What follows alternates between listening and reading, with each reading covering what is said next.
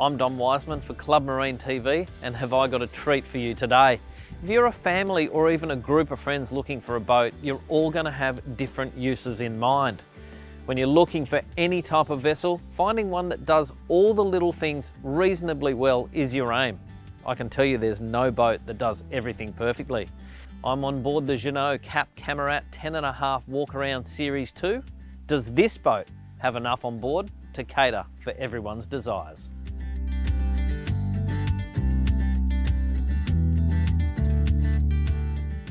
At first glance, the Jeanneau Cap Camarat 10.5 walk around Series 2 appears to have all the elements that are going to cater to every desire on board. You can entertain, you can dine, you could lounge around at the bow, you can partake in some water sports activity, or you can even do a spot of fishing. The possibilities look endless. Now, to fit all that in, this boat is reasonably large, at a shade under 10 metres. It has a beam of 3.21 metres, and that runs quite well forward all the way to the bow. There's plenty of room to really sink your teeth into. This boat is powered by twin 300 horsepower Yamaha outboard engines. It rides on a new hull. It's still a Michael Peters design, but they have removed the steps, giving it a more traditional look.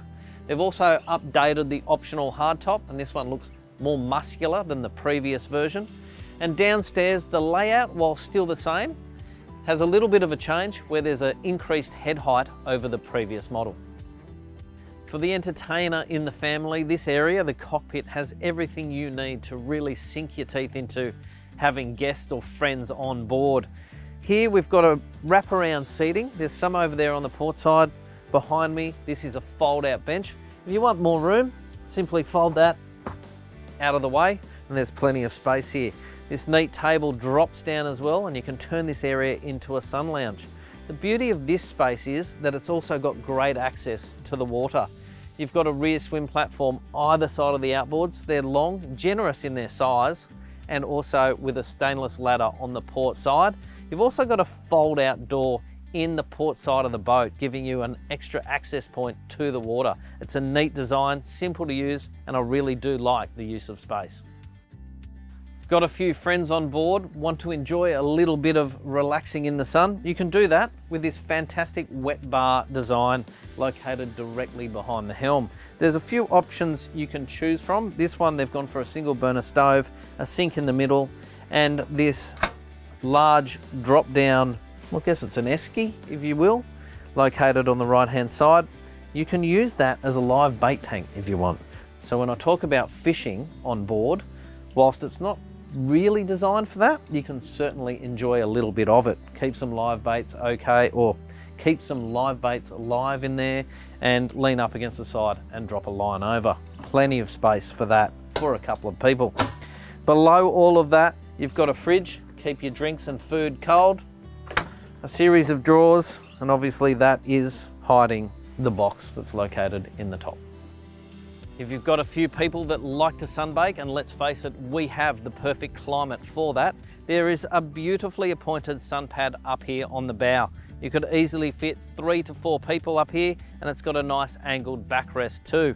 There's also cup holders to keep your drinks nice and secure, but I particularly like this recessed footwell. It means that when I'm standing up, I feel a little bit safer than I would otherwise.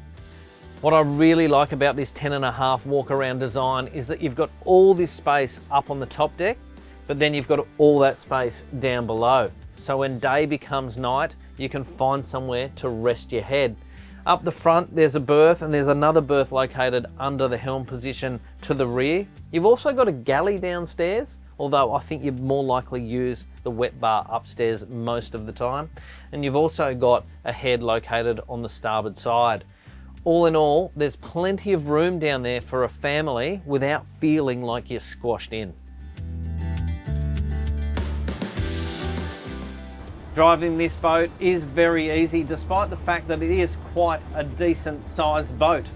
I'm fully enclosed at the helm position here by a set of clears. You can opt for those out of the factory, or you can select to do them in Australia. I would probably prefer the latter. The helm position itself is located almost immediately in the center of the boat, and that offers excellent visibility all round.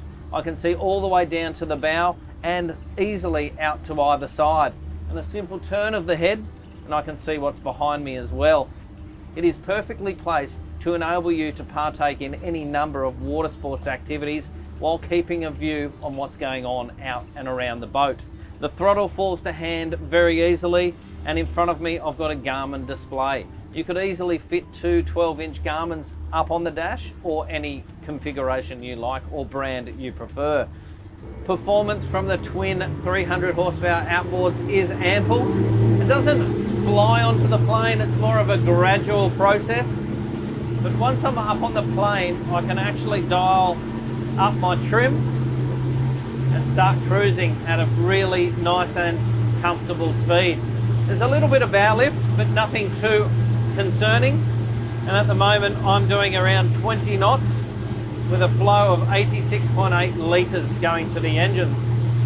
Trim it up a little bit more, and I might be able to improve that slightly and improve my fuel flow. I'm now doing top speed, 37, 38 knots. I'm putting 204 litres per hour into the engines. You would consider this to be a fast speed, but on this boat, it doesn't feel excessive. Now, once you've done your running around for the day, coming into the dock is easy. This boat is equipped with a bow thruster, but we've also got joystick control for the outboards. And by pressing this button right here, I can actually just use the joystick to do a little bit of maneuvering around. So I can crab sideways, or I can move backwards into a pen if I needed to, which is what we're doing now, or I can give it a little touch forwards. It gives you complete 360-degree control. I've got to say, personally, I don't think it's quite as exact as I would like it to be, but if you use it in conjunction with the bow thruster, you can get into any dock you could possibly ever need to. After spending a day on board the Jeanneau Cap Camarat 10.5 walk around Series 2, it's hard to think of a boat that has this level of luxury and versatility. After showing you around, I'm confident that we've proved to you that this boat caters for everything you could need to do on board, and not in a way that's merely token. Priced from around $417,000, that does sound like quite the big number. But when you consider an equal cruiser type platform with ongoing maintenance costs, this actually sounds quite palatable. The other advantage of this particular boat is that it's easy to use, and that will see you hitting the water far more often. I'm Wiseman for Club Marine TV. I'll see you on the next episode.